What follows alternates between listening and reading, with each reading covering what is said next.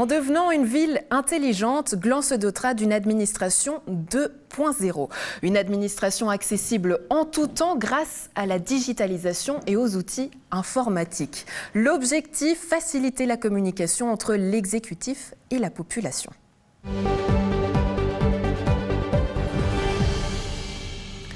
Quels sont les objectifs de la Smart City? Pour y répondre, notre expert Vincent Nassar, bonjour. Avec nous également sur le plateau, Christine Giraud, vous êtes la syndic de la ville de Gland. En quelques mots, quels sont les objectifs de la démarche Smart City?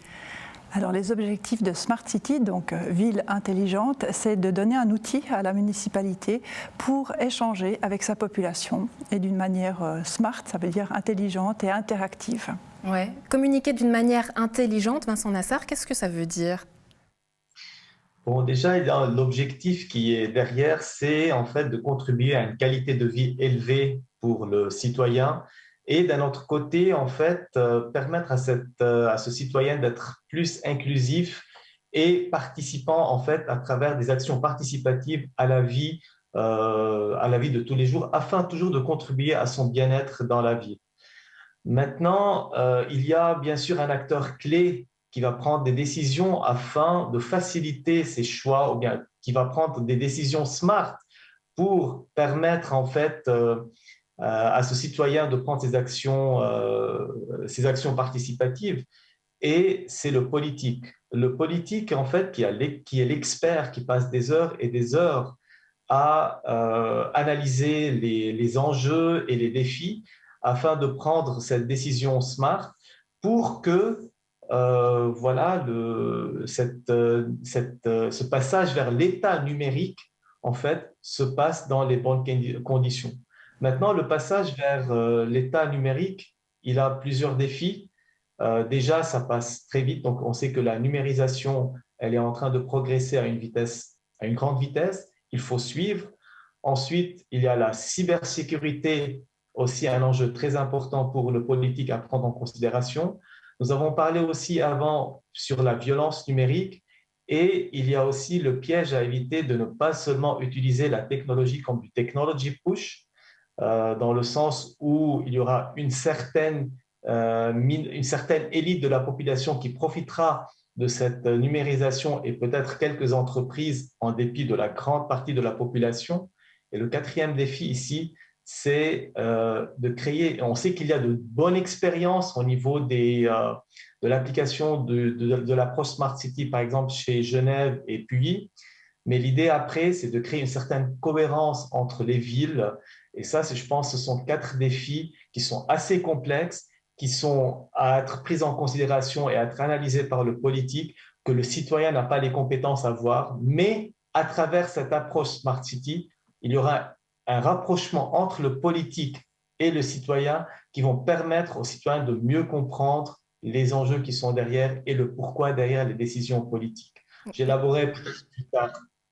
L'enjeu, c'est finalement de rapprocher les citoyens du politique, mais l'objectif, ce n'est pas de diriger le citoyen, Christine Giraud. Non, absolument pas de le diriger, mais effectivement d'avoir des contacts, d'avoir beaucoup d'échanges finalement avec la population. Pour la ville de Gland, ça se traduit par la création d'un site internet sur lequel Smart City se dévoile, un site internet qui se veut interactif, mais qui veut favoriser aussi la participation citoyenne précisément. C'est aussi un site sur lequel les habitants pourront donner des avis, pourront donner des idées aussi sur certains projets, émettre peut-être des nouveautés auxquelles on n'a pas pensé. Donc c'est véritablement l'idée d'entendre en fait ce qui revient de la population et de peut-être que le politique se saisira de certaines idées ou en tout cas se nourrira des propositions qui sont faites.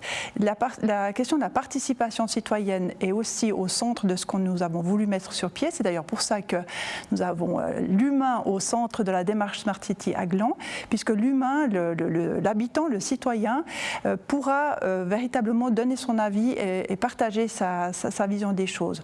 Humain aussi parce qu'il y a un intérêt très important, très large d'une manière dans n'importe quelle ville, mais pour Smart City, c'est précisément d'incarner aussi la vie, donc les projets, les développements qu'il y a dans la ville. Et dans ce sens-là, le site internet est vraiment l'outil que nous avons choisi pour entrer en contact avec la population. On va répondre aux besoins de chacun et y répondre au travers d'un sondage et d'un site internet.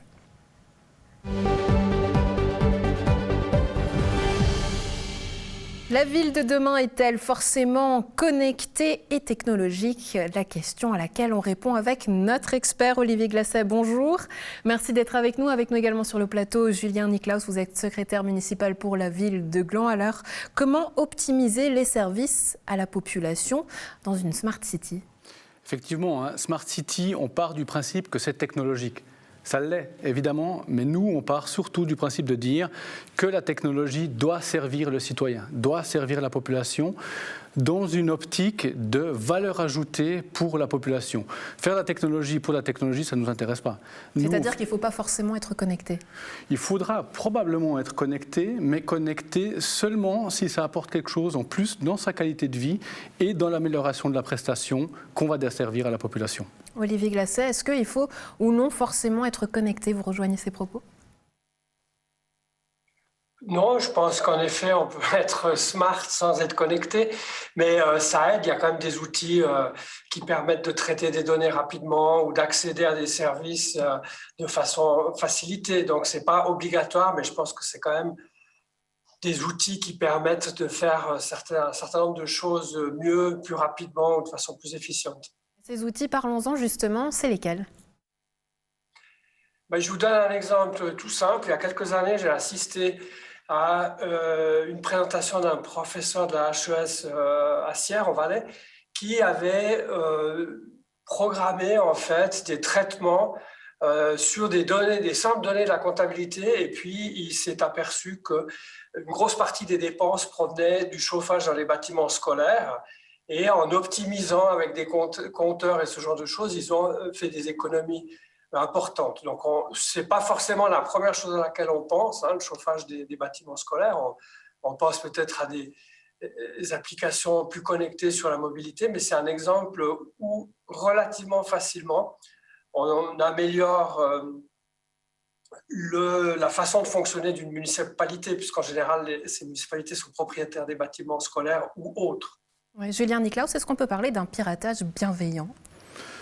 Un piratage bienveillant, certainement pas, parce que dès qu'on parle du mot piratage, effectivement, il ne paraît pas bienveillant.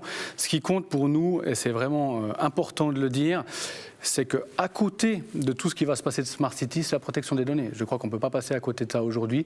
On fera notre maximum, c'est un projet en soi, qu'on conduit comme un projet, comme un autre sous-projet de Smart City, avec la diligence et l'attention qu'on souhaite lui donner, mais on fera au mieux pour garantir la protection des données de la personnalité, ça c'est une évidence. Justement, comment garantir cette protection des données-là au maximum?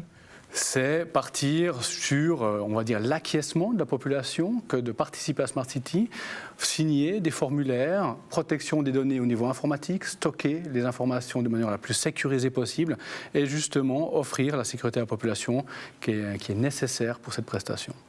Autrement dit, responsabiliser la population qui est aussi au cœur de la démarche de Smart City.